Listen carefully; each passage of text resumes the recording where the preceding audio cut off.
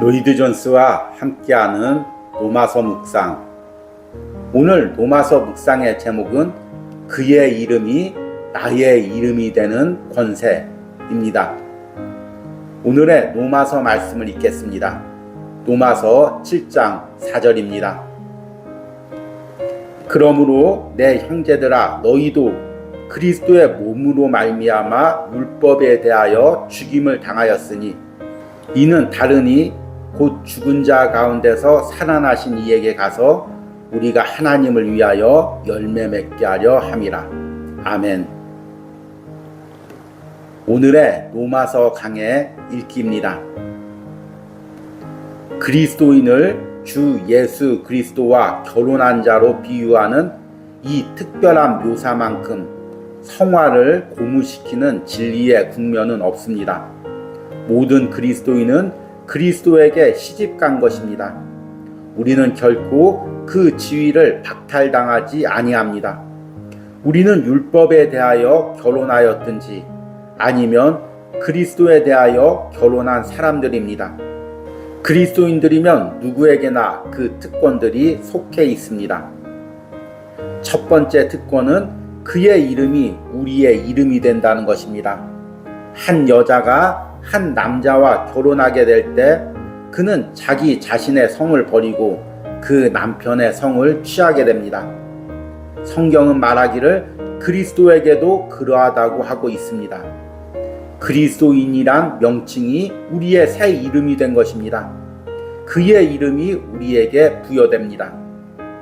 그의 이름은 모든 이름 위에 뛰어난 이름이라고 말하고 있습니다.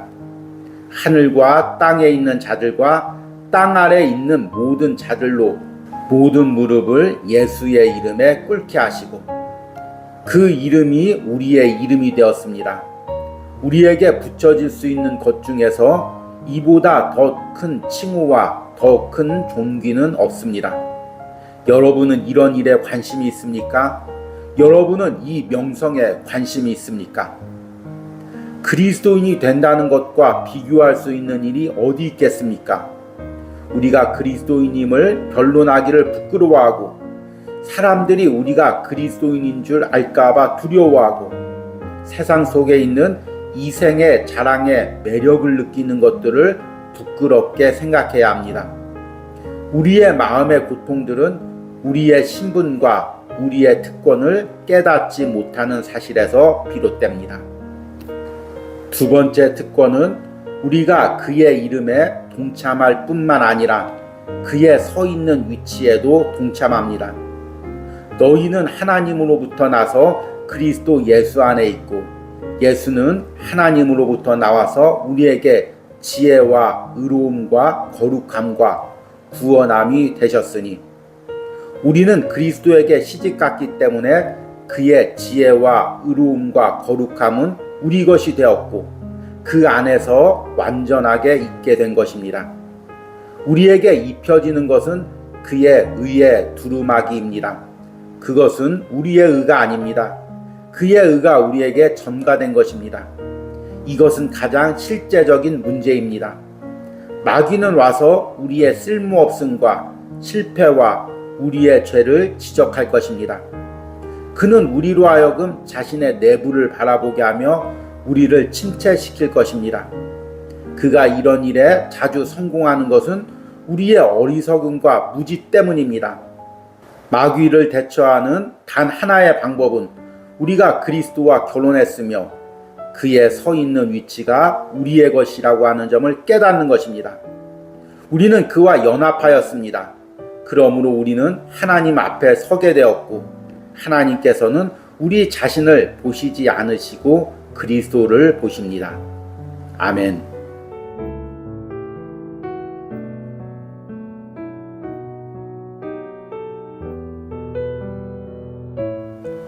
로이드 존스와 함께하는 로마서 묵상. 오늘 로마서 묵상의 제목은 그의 사랑을 받는 특권입니다. 오늘의 로마서 말씀을 읽겠습니다. 로마서 7장 4절입니다. 그러므로 내 형제들아 너희도 그리스도의 몸으로 말미암아 율법에 대하여 죽임을 당하였으니 이는 다르니 곧 죽은 자 가운데서 살아나신 이에게 가서 우리가 하나님을 위하여 열매를 맺게 하려 함이라. 아멘. 오늘의 로마서 강의 읽기입니다. 우리가 확실히 깨달아야 하는 것은 내가 주 예수 그리스도와 결혼했다는 것입니다. 사도 바울은 말하기를 그러므로 너희 남편들아 아내들을 사랑하라고 합니다. 어떻게 사랑하라는 말입니까? 그리스도께서 교회를 위하여 자기 자신을 주심같이 하라. 그것은 남편들이 자기 아내들에게 주어야 할 사랑의 방식입니다. 그는 그 사랑과 감정을 그 어느 누구에게도 보여주지 않습니다. 이것은 신부가 가진 진정한 보배로운 특권입니다. 우리가 흔히 한 왕자와 결혼한 것을 깨닫지 못하고 마치 가난뱅이와 결혼한 것처럼 살고 있는 것은 이것을 모르기 때문입니다. 여자들 중에 내 사랑하는 가시나무 가운데 백합화 같구나. 그리스도께서 여러분에게 그렇게 말씀하셨습니까? 그리스도께서 여러분에게 속삭여 말씀하시기를 내 사랑 나의 어여쁜 자여 라고 하셨습니까? 아가서를 읽어보십시오. 그러면 신랑이 그 신부에 대하여 자기의 감정과 사랑을 어떻게 표현하는지 아시게 될 것입니다. 우리는 이 비밀스러운 신비함에 관해서 무엇을 알고 있습니까? 수세기에 걸쳐서 교회사에 빛나는 선배들의 생애에 대해서 읽어보시기 바랍니다. 그리하면 그들은 모두 이 비밀에 대해서 알고 있음을 발견하게 될 것입니다. 그들은 그가 그들에게 오셔서 말씀하시고 그들을 사랑하시고 그가 그들을 사랑하신다고 말씀하심을 일러주시는 것을 알았습니다. 그리스도는 그들을 포용하시고 그들을 감싸시며 그들로 하여금 다른 어떤 것들보다도 그리스도의 신성의 모든 깊이로 그들을 사랑함을 더욱 확실하게 알도록 하십니다. 그가 이렇게 하시는 것은 우리가 그와 결혼했기 때문입니다. 이 결과로 그의 돌보심과 그의 보호하심이 있습니다. 그는 우리를 위하여 장래를 생각하시고 우리를 보호하십니다. 그가 우리를 위해서 못하실 것이 없으며 그는 우리에게 관한 모든 것과 우리가 당할 수 있는 위험을 알고 있습니다. 그는 육체적인 의미에서 때가 되기까지 우리와 분리하여 계십니다. 그러나 우리는 우리를 보호하고 계십니다. 우리가 걸어가고 살고 있는 이 세상에서는 우리를 실족해 하는 것과 우리를 유혹하는 것으로 가득 차 있습니다. 우리는 넘어지고 방황하게 됩니다. 그러나 그는 넘어짐에서 우리를 지켜주십니다. 그것이 그의 돌보심과 보호하심에 관한 증거입니다. 그는 우리가 먹을 양식이 충분하게 하시고 성령께서 우리에게 필요한 모든 것을 채워주도록 하십니다. 아멘.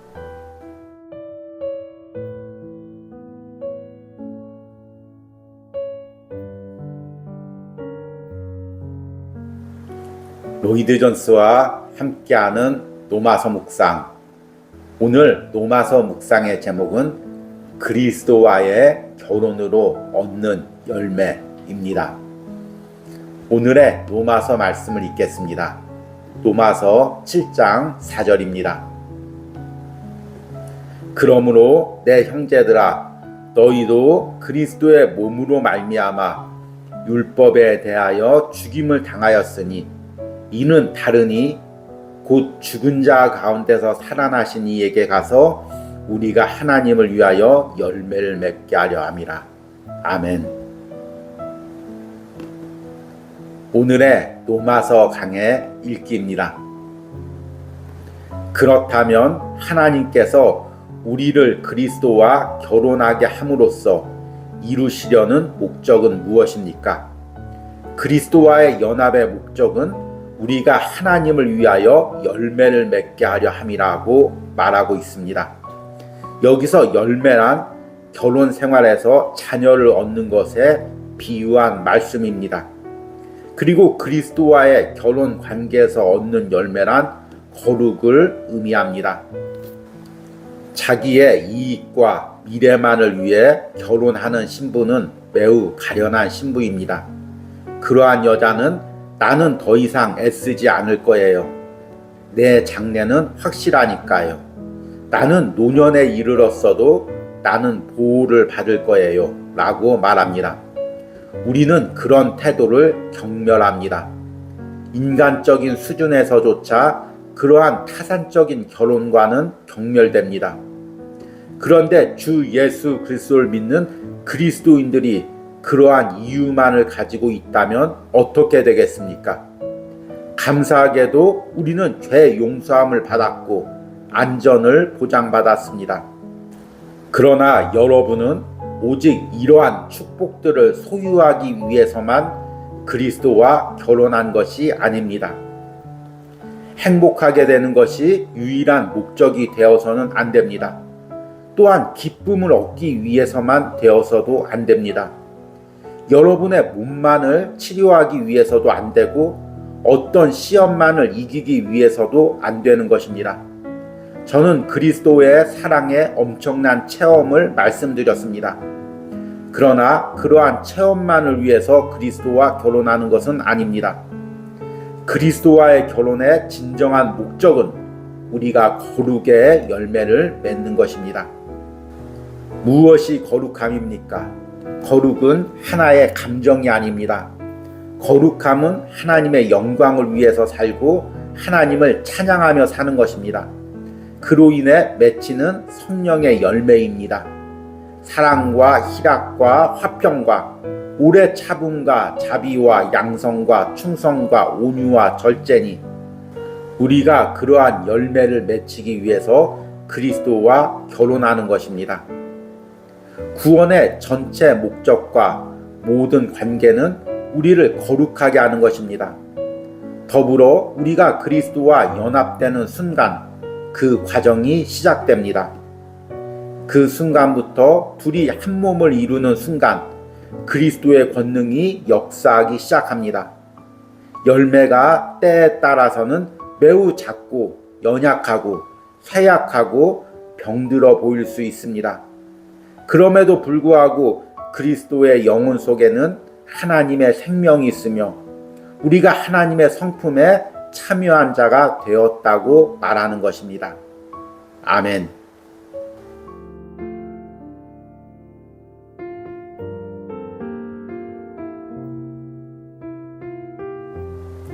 로이드 존스와 함께하는 로마서 묵상.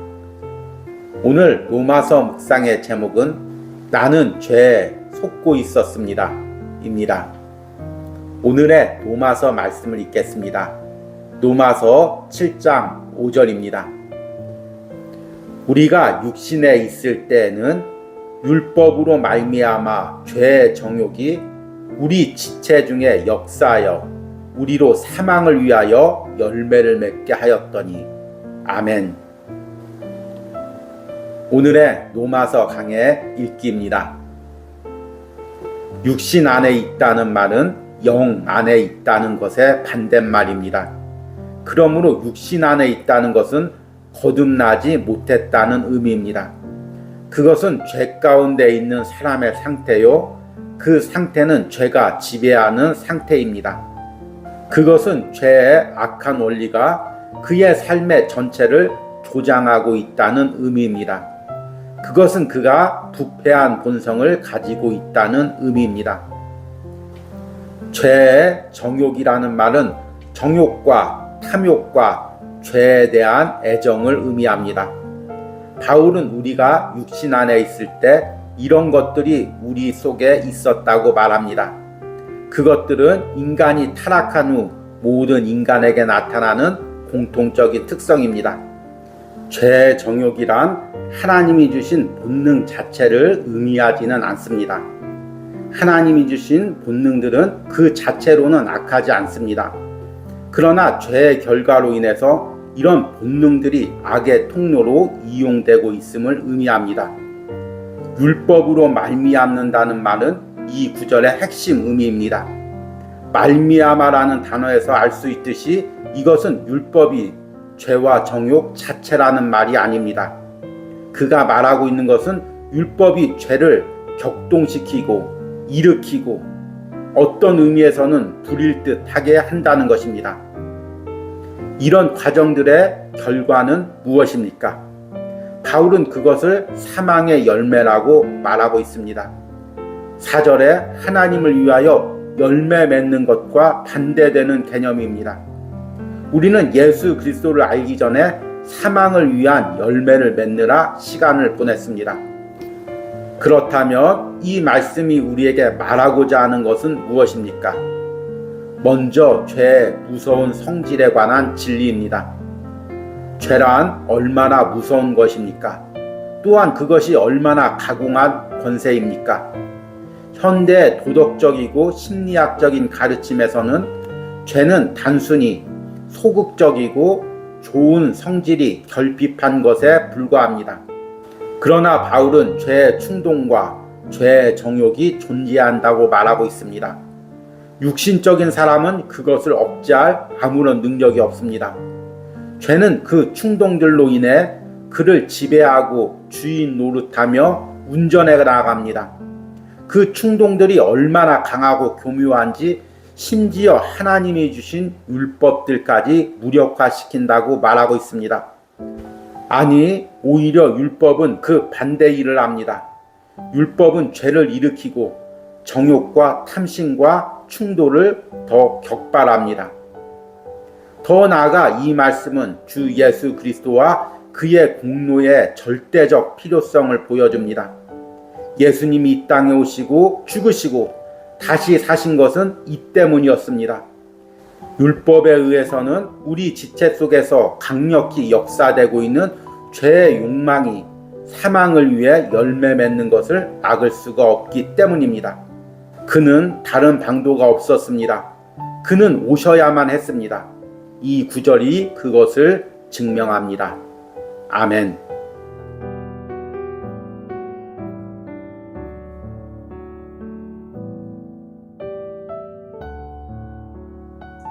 로이드 존스와 함께하는 로마서 묵상. 오늘 로마서 묵상의 제목은 외부의 명령이 아닌 마음의 감동으로 입니다. 오늘의 로마서 말씀을 읽겠습니다. 로마서 7장 6절입니다. 이제는 우리가 얽매였던 것에 대하여 죽었으므로 율법에서 벗어났으니 이러므로 우리가 영의 새로운 것으로 섬길 것이요 율법 조문에 묵은 것으로 아니할지니라. 아멘. 오늘의 로마서 강해 읽기입니다. 우리는 전에 율법에 얽매여 있었습니다. 율법과의 결혼 관계에 있었습니다.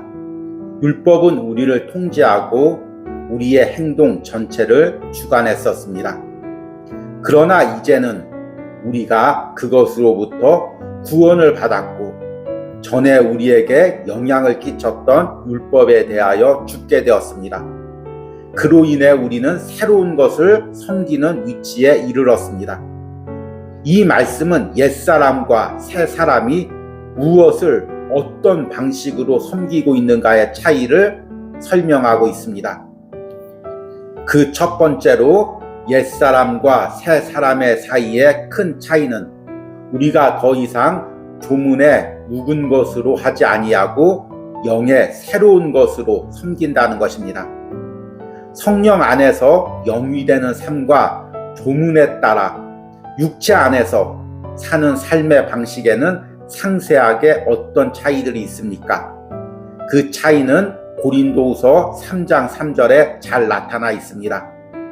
너희는 우리로 말미암아 나타난 그리스도의 편지니 이는 먹으로 쓴 것이 아니요 오직 살아계신 하나님의 영으로 쓴 것이며 또 돌판에 쓴 것이 아니요 오직 육의 마음판에 쓴 것이라.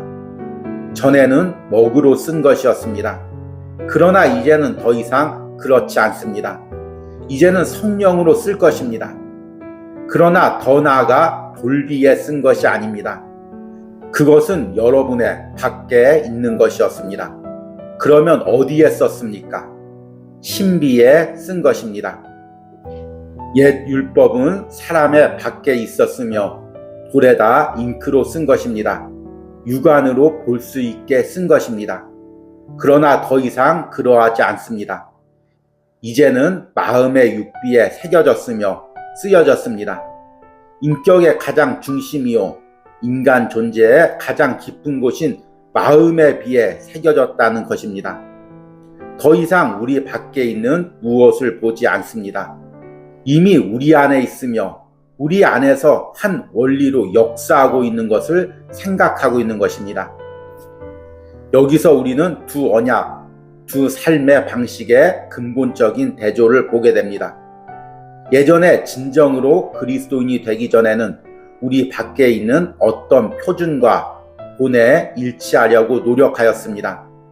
그러나 그리스도인이 된다는 것은 그 표준이 우리 안에도 있다는 것입니다. 여러분은 말씀 속에서 그 표준을 읽습니다. 그러나 이것은 또한 여러분의 마음 속에 있습니다. 밖에 있는 무엇을 바라보고 있지만은 않습니다. 여러분은 또한 안에 있는 것을 압니다. 여러분은 밖에 있는 것만을 바라보도록 설득당해서는 안 됩니다. 아멘.